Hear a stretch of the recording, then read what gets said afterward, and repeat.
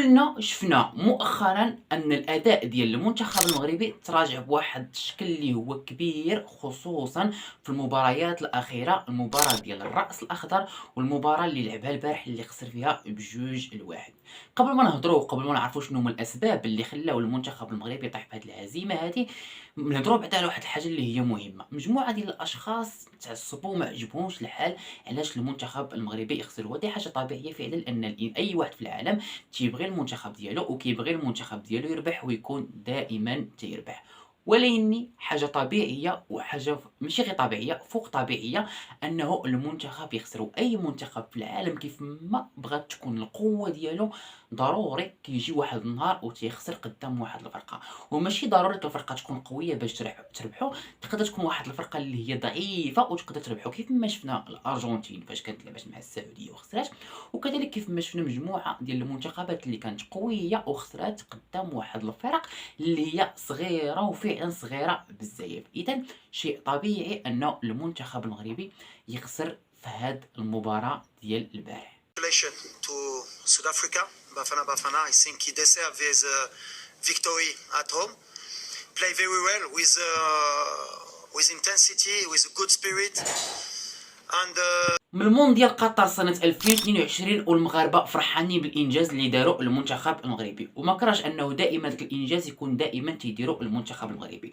ولكن خاصكم تعرفوا واحد الحاجة، أنه المونديال ديال قطر ديال سنة 2022 شيء، والجنوب افريقيا ولا افريقيا ولا كاس افريقيا شيء واحد اخر. الطريقه باش تلعب المنتخب المغربي في مونديال قطر 2022 ماشي هي الطريقه اللي غادي يلعب بها في كاس افريقيا ولا مع واحد الفرق ديال افريقيا بطبيعه الحال.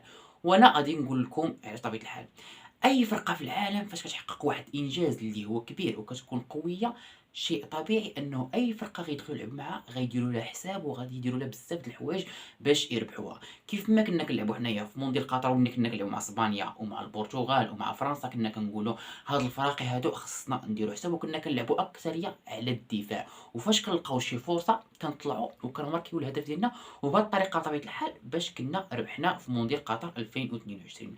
نفس الشيء وقع لنا في افريقيا.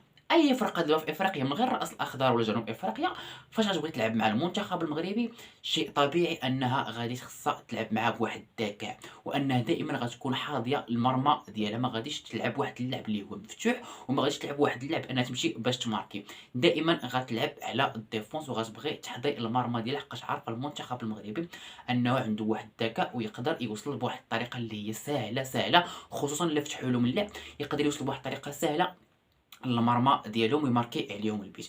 اذا هذا هو المشكل اللي غادي نطيحوا فيه في كاس افريقيا، انه اي فرقه غادي نلعبوا معاها غادي يبقاو يلعبوا علينا الديفونس، وفاش غيلقاو واحد المناسبه غيطلعوا غادي يماركيو علينا، ولا ما حطيناش معاهم بطبيعه الحال غادي يماركيو علينا ونقدروا نخسروا بطبيعه الحال.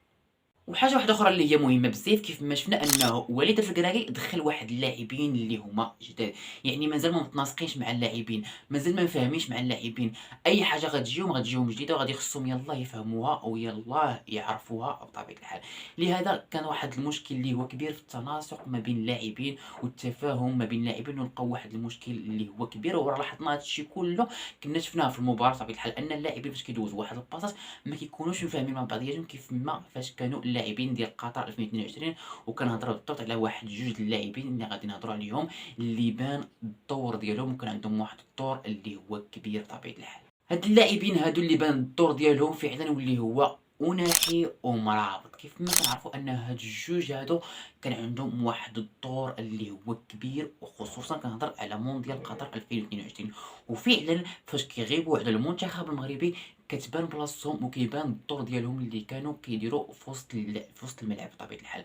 لهذا البارح بانت واحد الثغره اللي هي كبيره، خصوصا في الميليو ديال التيران كانت واحد الثغره كبيره، وهذاك هو الفرصه اللي لقاها الفريق ديال جنوب افريقيا واللي استغلها باش قدر انه يربح المنتخب المغربي. يعني هنا خصنا نعرفوا واحد النقطه، انه أناحي ويوسف مرابط عندهم واحد الدور اللي هو كبير. وليد الفقراقي خاصو يلقى هادوك جوج ديال اللاعبين اللي غادي يعوضوا الدور ديال هاد يوسف ديال أناحي وديال مرابط. دابا غادي ندوزو للجمهور. كيف ما كنا شفنا البارح ان جنوب افريقيا كان لاعب في البلاد ديالو مع الجمهور ديالو، وحنا كنعرفوا بانه المنتخب المغربي عنده واحد العلاقة اللي هي كبيرة مع الجمهور ديالو. كيف ما لاحظنا أن الجمهور المغربي ما كانش حاضر بواحد القوة البارح في الملعب، لأنه الجمهور عنده واحد الدور كبير فاش كيبغي يربح المنتخب المغربي. وكيف ما لاحظنا أنه في قطر الجمهور كان عنده واحد الدور نقدر نقول لكم ديال 70% باش كان كيلعب المنتخب المغربي.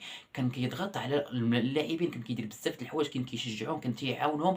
كيف ما كنا شفنا وليد الكراكي انه قال في واحد التصريح ديالو فاش كان قال لهم بقاو تقولوا الكلمه ديال سير سير سير.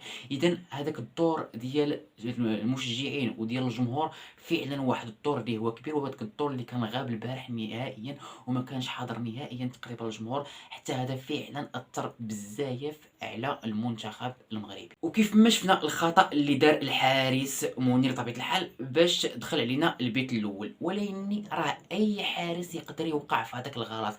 راه هذاك الغلط ما داروش هو بالعاني، لحقاش بزاف ديال الناس اللي انتقدوا الحارس وفعلا ما عندهم لاش ينتقدوا، لحقاش اي حارس في العالم واخا يكون هذا الحارس كيف ما بغى يكون ضروري كيوقع في واحد الغلط. وفعلا راه الحارس بين على الدور ديالو البارح، وفعلا راه قبط بمجموعه ديال الاهداف اللي كانوا فعلا اهداف اللي هي حاسمه. تقريبا شي 4 الاهداف ولا 5 الاهداف كانوا غيدخلوا منك وما كانش الحارس منير. لهذا ما عندنا لاش ننتقدوه وما عندنا لاش نقولوا له حتى شي حاجه، لانه فعلا اي حارس يقدر يطيح في هذاك الغلط اللي طاح فيه هو البارح. النظر ديالكم هذا الشيء اللي وقع للمنتخب المغربي مؤخرا، واش في نظركم مزيان له ولا ما مزيانلوش؟ انا غادي نجاوبكم طبيعه الحال مزيان له، وماشي غندير له فوق مزيان له ليا، لحقاش غادي يستافد من هاد المباريات، غياخذ منهم واحد الخبره، غيعرف بانه المباريات اللي كان كيلعب في مونديال قطر 2022 راه ماشي هما المباريات اللي غادي يلعب في افريقيا، لانه الاغلبيه ديال الفرق ديال ولا المنتخبات ديال افريقيا كتلعب بالقوه ديالها. خاصك تكون قوي بزاف، وحنا بطبيعه الحال خاصنا نلعبوا على القوه وكذلك على لا تكنيك وعلى الذكاء. الا لاحظنا في المباراه الاخيره لعبوا بزاف على القوه، واللاعبين خصوصا المزراوي كان فعلا اي واحد اي لاعب تيقيسو دغيا كيطيح، خصوصا فاش كيتصاب في الجنب ديالو كيف ما كان وقع له في مونديال قطر 2022. لهذا اللاعبين المنتخب المغربي خاصو يلعب على القوه، لان القوه البدنيه عندها واحد الدور. وكنهضر على افريقيا بالضبط، لحقاش لاحظنا اللاعبين ديال افريقيا كله عندهم واحد القوه بدنيه اللي هي كبيره بزاف. لهذا القوه البدنيه عندها واحد الدور كبير، وخاص المنتخب المغربي يستافد من هذه الخبره ويستافد من هذه المباريات اللي لعب حاليا.